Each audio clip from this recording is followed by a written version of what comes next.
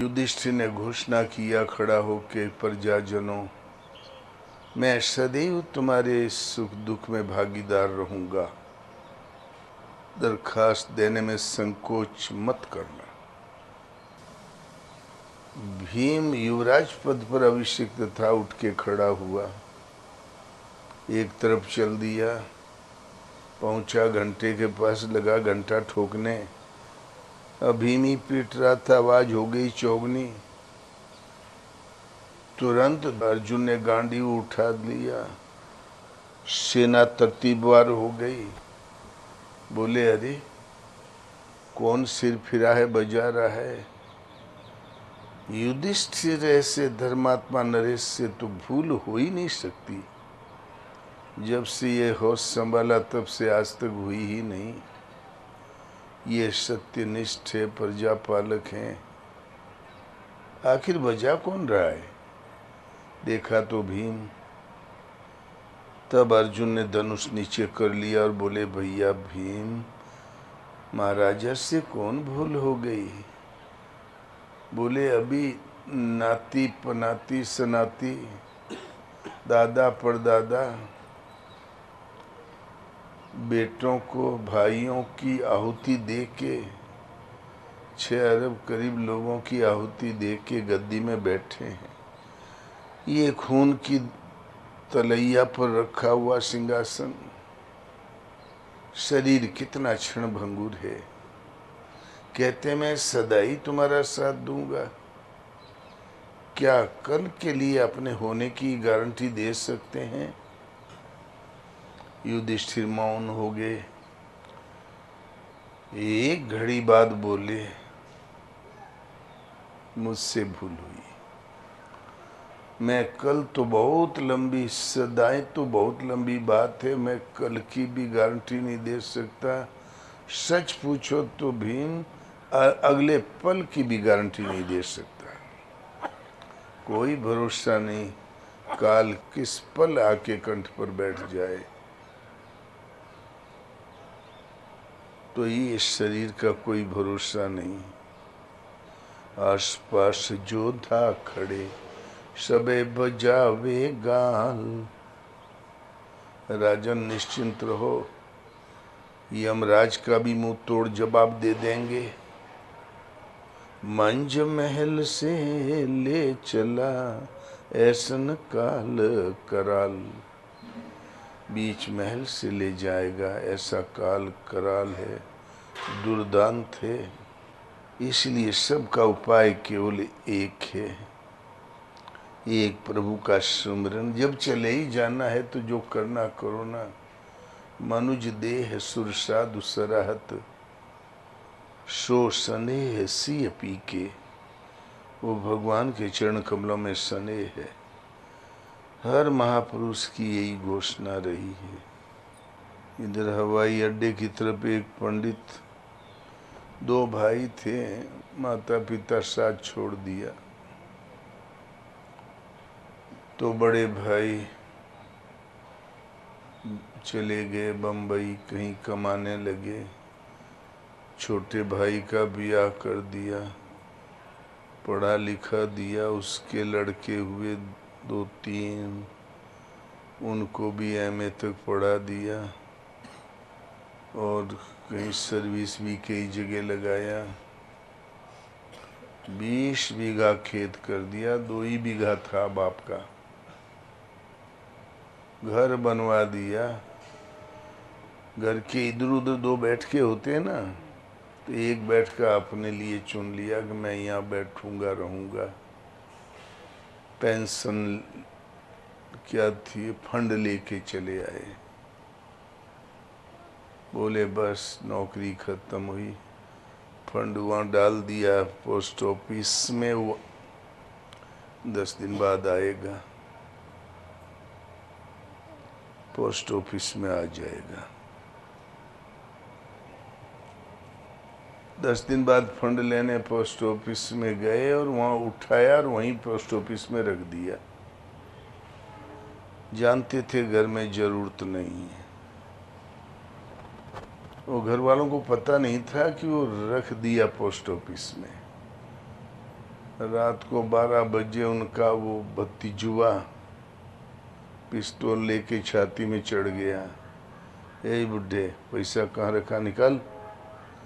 तो आवाज़ पहचान लिया, वो बड़े पापा आवाज़ पहचान लिया कि फलाना बोल रहा है। बोले रे फलाने तू,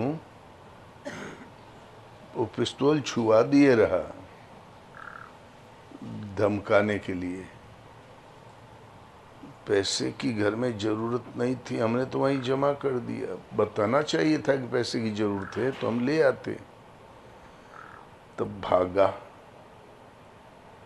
सुबह उठा, किसी से नहीं बताया, पैसा निकाला, चला गया हरिद्वार, एक मठ में जमा कर दिया और कर संन्यास ले लिया। संन्यास सस्ती चीज़ नहीं है। जब भगवान जब डंडा खटखटाओ थे तबे लेते आदमी तो अब वो छोटका भैया का तवा ठंडा होगा। वो बड़े भाई के माथे जियत खात रहे हैं, ढूंढते और लौंडे तो अकर्मण्य घूम रहे थे फैशन बना के। उन्हें नहीं मालूम था कि कैसे चल रहा है। अब वो ढूंढे 6 महीने में पाया। बहुत घोड़े गिरे, बहुत मनाया, लेकिन नहीं गया। तो बाबू ने, भैया सब है रुपया। इसीलिए समाज की प्रतिष्ठा मर्यादाएं पता नहीं कहाँ चली गई।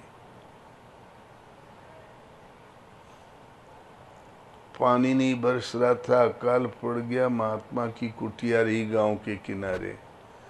गांव भर आके रोए, महाराज आपो प्रार्थना करते हो पानी बरस जात। तो महाराज को भी दुख था, जब जनता दुखी है। नहीं कुछ कर रहे थे, एक दिन किया प्रार्थना, पानी बरस गया, तरतीबवार बरस गया। जमाना बहुत अच्छा हो गया। जब माल पानी घर में आया तो लड़के फिर निकल गए बम्बई, कलकत्ता, दिल्ली। वहाँ से कमा तो बुढ़वा लोग आते जाते रहे कुटिया में। वहाँ से माल पानी भेजने लगे तो बुढ़वा भी आना बंद कर दिया महाराज भगवान, और सालों बीत गया, कोई नहीं आवे कुटिया में। तब भगवान से प्रार्थना किया। महाराज बोले, प्रभु ये तो गांव का गांव नास्तिक हो गया। ये बुढ़वाऊ बैठ के ताश खेले लगे, पहले राम राम करते रहे, माला खूंटी में टंग गई सबकी। प्रभु जैसे पहले रहा वैसे ही कर दो। जहाँ 2 एक अकाल पड़ा तो बुद्धि ठिकाने आ गई, सब आके माला टाले लगे, झाड़ू लगाए लगे। तो भगवान जो व्यवस्था देते हैं वो लाजवाब होती। दुनिया ही नास्तिक हो गई, भगवान का नाम ही न ले।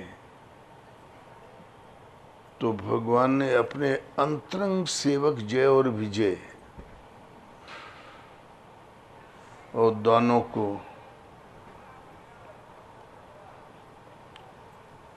भेज दिया। बोले जा पिटाई तो करो।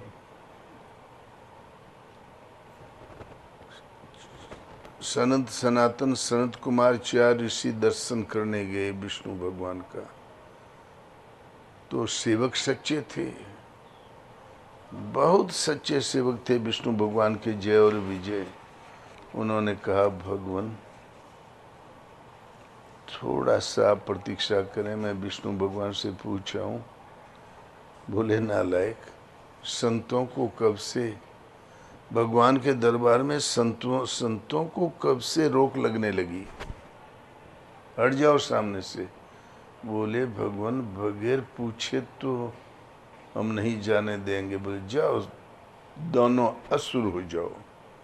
तो विष्णु भगवान दौड़े दौड़े आ गए। बोले, अरे प्रभु बचाइए, ये तो श्राप दे दिया। बोले, भाई ऋषियों का श्राप है, मैं भी नहीं बचा सकता, इन्हीं से क्षमा मांगो।